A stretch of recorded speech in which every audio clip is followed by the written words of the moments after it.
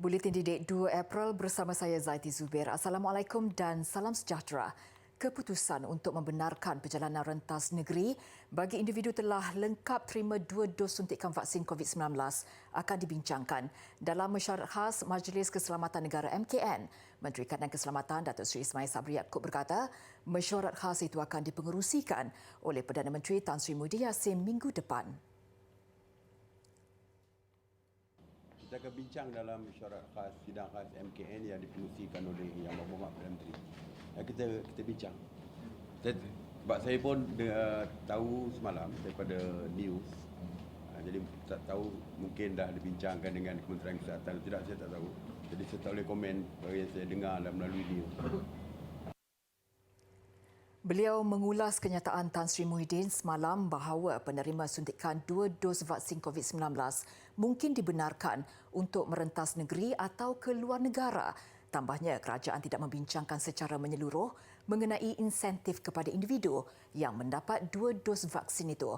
Bagaimanapun, beliau berpendapat jika insentif itu diperkenalkan, lebih ramai individu akan tampil mendaftar untuk mendapatkan vaksin tersebut. Sementara itu, Kementerian Kesihatan KKM sedang meneliti aspek teknikal dan kaedah terbaik berhubung cadangan membenarkan individu lengkap terima vaksin COVID-19 untuk merentas negeri. Menterinya, Datuk Seri Dr. Adham Baba berkata, kebenaran rentas negeri itu dianggap sebagai insentif kepada mereka yang selesai vaksinasi, seterusnya menggalakkan orang ramai untuk mendapatkan suntikan vaksin. Sudah dibincang di MKN dan Yang Amat Berhormat Perdana Menteri raise this concern lah. Dan kita di KKM telah pun mendapatkan data-data teknikal, data-data klinikal dan etika, data-data yang berkaitan dengan kesihatan untuk kita cuba memberi insentif kepada mereka yang telah mendapat full vaccination. Bagaimanapun dengan full vaccination mereka tidak terlepas untuk perlu lagi menggunakan face mask, mengamalkan penjarakan fizikal, kebersihan diri.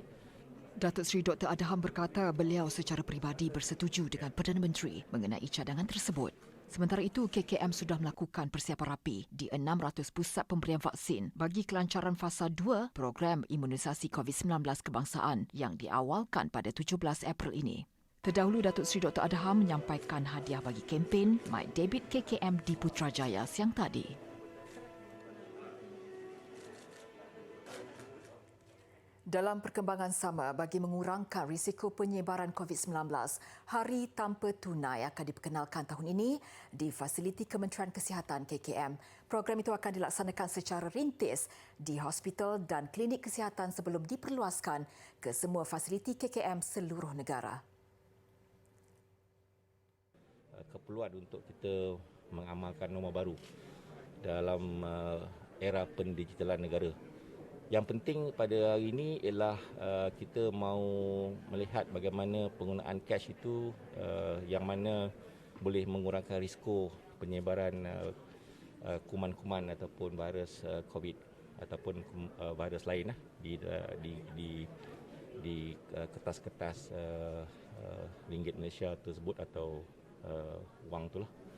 Jadi dengan pengurangan risiko ini satu langkah yang sangat bijak dan penting. Jelasnya, KKM telah menaik taraf kaunter pembayaran di klinik dan hospital bagi membolehkan pembayaran menggunakan kad debit dan kad kredit. 413 fasiliti KKM telah dilengkapi terminal point of sale tahun lalu berbanding hanya 99 fasiliti tahun sebelumnya.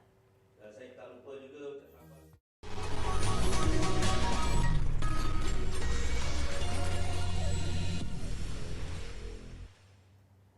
Bersua kembali, kota kemasukan pelajar lepasan Maktab Tentera Diraja MTD ke Universiti Pertahanan Nasional Malaysia UPNM ditingkatkan kepada 40%.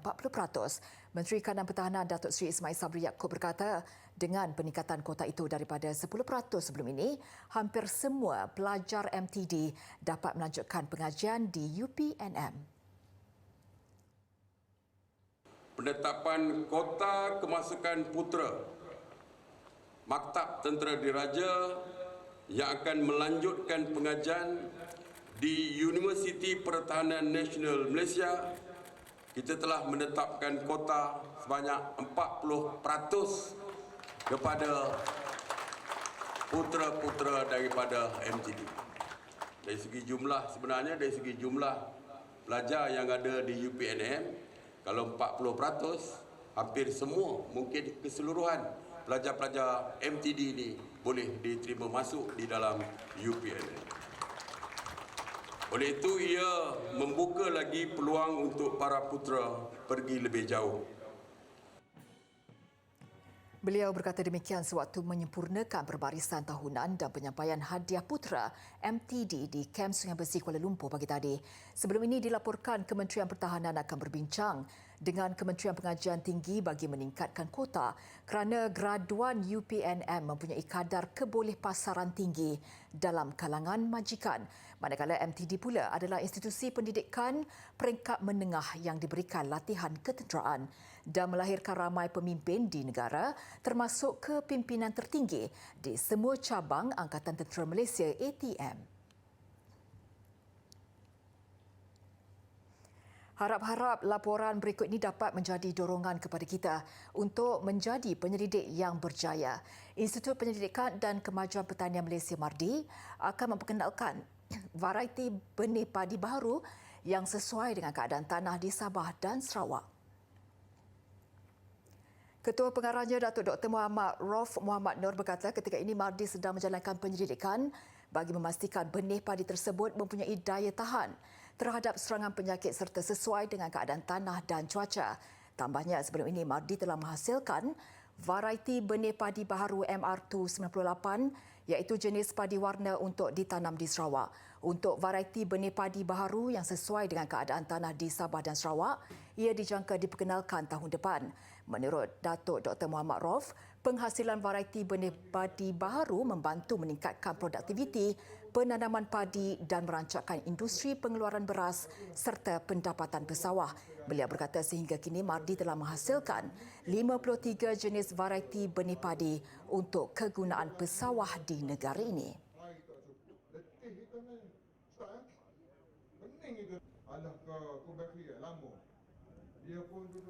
Tarikh melihat anak bulan Ramadan ditetapkan pada petang Isnin 12 April ini bersamaan 29 Syaban 1442 Hijrah. Perkara itu dimaklumkan Pejabat Penyimpan Moho Besar Raja-Raja selepas Majlis Raja-Raja bersetuju bahawa kaedah menetapkan tarikh permulaan puasa berdasarkan ru'yah dan hisab, dan Penyimpan Moho Besar Raja-Raja akan mengisytiharkan tarikh permulaan puasa melalui radio dan televisyen pada malam berkenaan. Kenyataan itu juga menyebut cerapan anak bulan akan dilaksanakan di 29 lokasi terpilih oleh jawatankuasa diperkenankan untuk melihat anak bulan. Antaranya Pontian Kecil Johor, Kompleks Falak Al-Kawarizmi Kampung Balik Batu Tanjung Bidara Melaka, Kompleks Baitul Hilal Teluk Kemang dan Port Dickson Negeri Sembilan.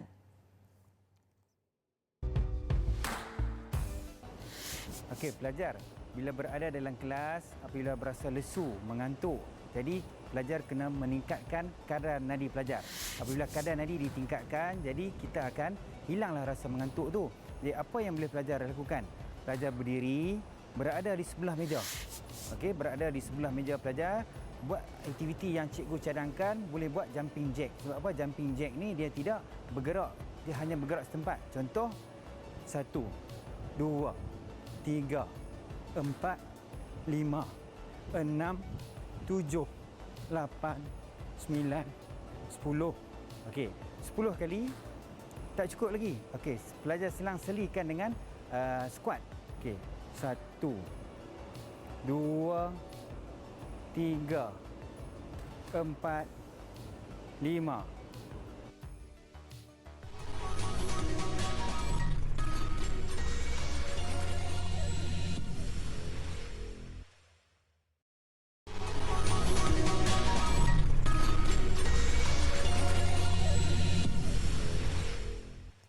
Sukar untuk membuat keputusan tepat dalam menentukan masa depan sendiri antara dilema yang dihadapi pelajar lepasan CJ Pelajaran Malaysia SPM. Mungkin ada yang masih tercari-cari hala tuju masing-masing dan ada yang berpendapat tips utamanya ialah pelajar perlu membuat kajian potensi kursus dan universiti yang bersesuaian dengan keputusan dan minat masing-masing.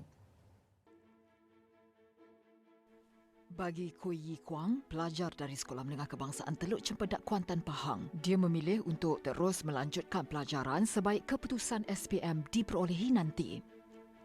Jelas Kui, dia sudah menetapkan haluan pengajiannya selepas ini demi memastikan impiannya menjadi seorang jurutera tercapai. In the past few weeks, I have applied for UPU and matriculation. I've also thought about applying for foundation. I would like to increase my academic level before pursuing my future profession. I am currently leaning more towards an engineering course. Which engineering course I am not entirely sure yet, but hopefully I will be able to make that decision before going to university. Begitupun Kui mengakui ada sebahagian rakan-rakannya yang masih keliru sama ada ingin meneruskan pengajian ke peringkat ijazah atau menceburi dunia pekerjaan. Nasihatnya, perlulah membuat kajian terlebih dahulu terhadap potensi kursus yang diminati bagi memudahkan proses pemilihan universiti. Bagi Nur Aida Abdul Rahim yang juga guru Kui Yi Kuang, dia selalu menasihati dan membimbing pelajarnya dalam menentukan haluan selepas tamat persekolahan. Di sini jugalah peranan ibu bapa memberi nasihat dan pandangan kepada anak-anak. Kerja lebih mencabar dari segi fizikal, manakala sambung belajar lebih mencabar dari segi mental.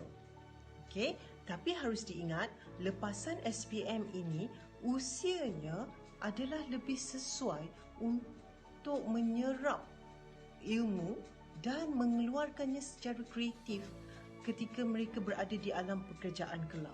Jelas Cikgu Nur Aida, setiap pilihan sama ada menyambung pelajaran atau menceburi bidang pekerjaan mempunyai cabarannya yang tersendiri.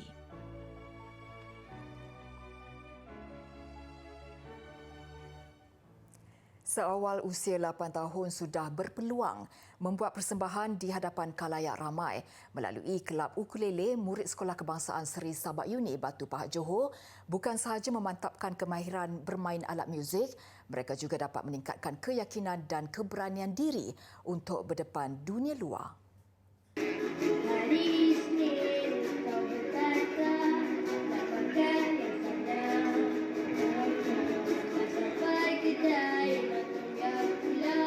Bermula dengan hanya 2 murid ketika penubuhan kelab pada 2018, ia sekadar untuk tujuan persembahan Hari Anugerah akhir tahun. Lama-kelamaan, saya telah mendapat satu ilham dan lagu pertama yang kami persembahkan sewaktu Hari Anugerah itu adalah lagu Sayang Kinabalu, berdurasi lebih kurang 3 minit. Dan Alhamdulillah, dapat tepukan gemuruh daripada ibu bapa dan juga para guru. Dan saya meneruskan lagi kelab ni dan lebih ramai lagi murid-murid telah menyertai dan turut terlibat pada tahun berikutnya, iaitu tahun 2019, di mana kelab ukulele Sabak Uni ini telah menerima banyak jemputan, antaranya UTHM dan juga Kementerian Pelajaran Malaysia sendiri telah menjemput kami untuk buat persembahan di Summit dalam jelajah KPM. Bagaimanapun, bilangan ahli bertambah kepada 10 orang kerana ramai murid yang berminat mempelajari ukulele. Keahlian dibuka kepada semua murid tanpa perlu melalui uji bakat serta tidak perlu mempunyai pengetahuan asas muzik. Bagaimanapun, persembahan terpaksa dihadkan sejak tahun lalu berikutan pandemik COVID-19. Begitu juga dengan sesi latihan hanya berlangsung 2 kali sebulan. Berbekalkan alat muzik sendiri, murid-murid ini diajar daripada langsung tidak berkemahiran sehingga dapat menguasai 100%. Setiap kali sesi latihan, guru penasihat Nerwendi Yusof memperkenalkan 2 chord atau lebih. Dan bagi menarik minat, kebiasaannya beliau memilih lagu-lagu hit dan terkini supaya lebih mudah diikuti dan dekat di hati murid. Saya minat bermain ukulele dan dulu saya suka tengok channel Alicia Dezek ketika main ukulele. Masa mula-mula saya masuk ukulele tu susahlah nak main dia. Tapi sekarang saya dah boleh main dah ukulelenya. Saya telah belajar ukulele selama 3 tahun. Yang membagi dorongan kepada saya ialah family saya, terutamanya ayah saya. Saya belajar bermain ukulele sejak 3 tahun yang lalu, iaitu semasa di tahun 4 atas dorongan ibu bapa dan juga guru-guru di sekolah, terutamanya Cikgu Nurwandi bin Yusof. Saya bersama-sama ahli Sabah Uni Ukulele Club pernah membuat persembahan di majlis-majlis rasmi peringkat sekolah dan juga peringkat kebangsaan. Sehingga kini, Kelab Ukulele SK Seri Sabah ini berjaya menghimpun kira-kira 80 keahlian sejak 2 tahun penubuhannya.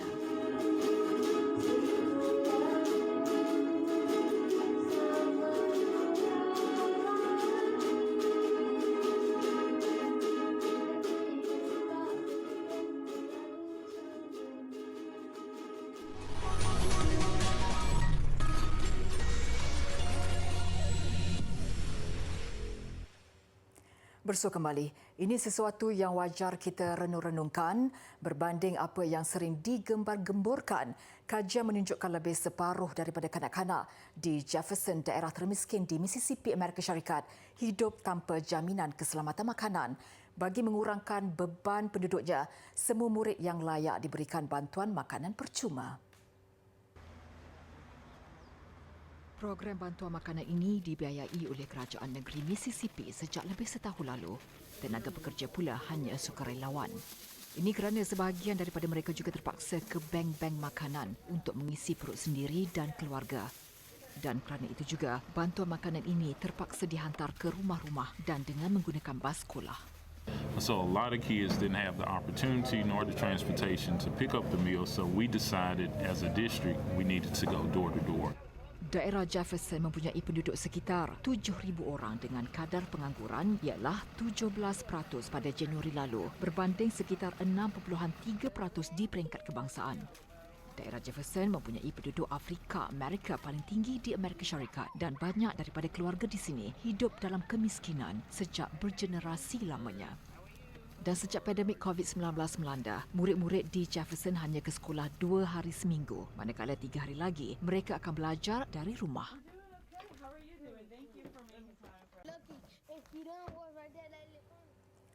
Di Filipina, sebuah video seorang lelaki menyelamatkan seekor anjing yang terperangkap dalam lumpur tular di media sosial. Lebih meruntun jiwa, lelaki itu sanggup menggadai nyawa meskipun menyedari tindakannya itu mampu mengundang padah. Kejadian berlaku sewaktu Jerick Irock, 20 tahun dalam perjalanan menghantar bekalan air di wilayah Rizal. Tiba-tiba dia ternampak sebahagian kepala anjing yang hampir ditenggelami lumpur tebal. Tanpa berfikir panjang, Irock segera menyelamatkan anjing berkenaan.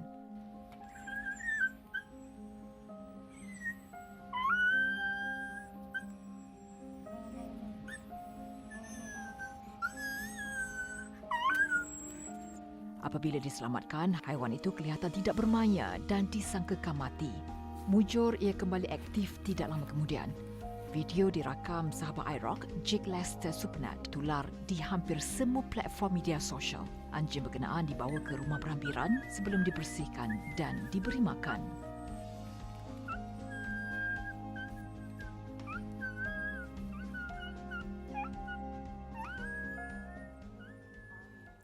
Mungkin ramai tidak sedar kejohanan perlumbaan drone adalah salah satu daripada beberapa sukan yang terpantas di dunia.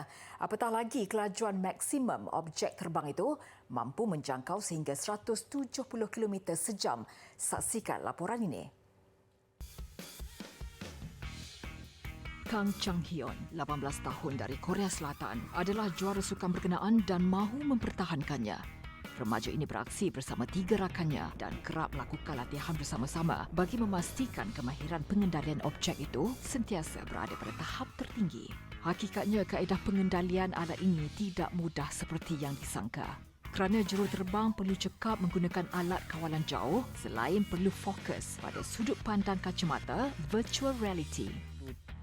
드론 레이싱을 손가락으로 이제 굉장히 하는 거다 보니까 손가락이 빠른 애들이 가장 많이 어쩔 수 없이 치고 올라오게 돼 있어요. 그래서 아무래도 자기 성인이 되면은 어쩔 수 없이 손가락이 좀 굳어져가지고 뒤에 밑에 있던 애들한테 어쩔 수 없이 치일 수 있더라고요. 그래서 Sama seperti Formula 1, penerbangan drone bergantung pada ketepatan, kejuruteraan dan kemahiran juruterbang.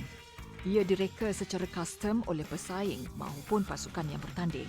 Maka tidak hairanlah setiap kali selepas penerbangan maupun perlumbaan, golongan ini akan melakukan analisis teknikal persis kejuruteraan profesional. Analisis termasuk maklum balas daripada juruterbang, jurulatih maupun data penerbangan. 기본적으로 정찰을 하는 임무도 카메라를 바라보고 드론을 운용을 하고 조종을 해야 되는 그 시스템이고, 이제 이 친구 드론 레이싱 자체도 카메라를 보고 조종하는 시스템입니다. 그러니까 당연히 큰 도움이 될 거라고 생각을 하고 일반인보다도 훨씬 더 잘 운용할 수 있을 거라고 생각을 합니다.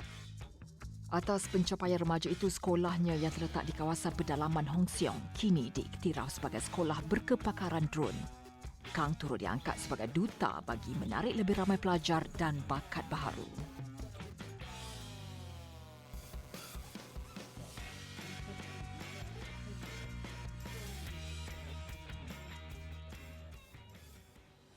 Kalender sukan permotoran tempatan dihangatkan dengan penganjuran Grand Prix perlumbaan elektronik GP e-Racing edisi global. Memasuki edisi kelima, ia dijadual bermula 3 April ini mengumpulkan pelumba simulasi terhandal dari rantau Asia Tenggara.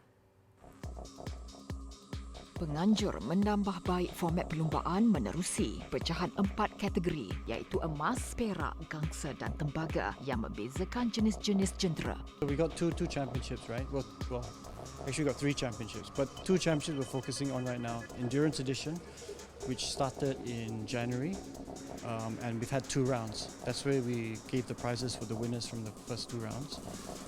Global Edition is a different championship. It's a sprint championship, not an endurance championship, and that starts this weekend and it goes for 5 weekends. Pemenang simulasi kali ini akan membawa pulang trofi kejuaraan istimewa. Sementara pelumba yang menunjukkan prestasi meyakinkan akan diserap oleh penganjur untuk bertarung saingan sebenar di litar.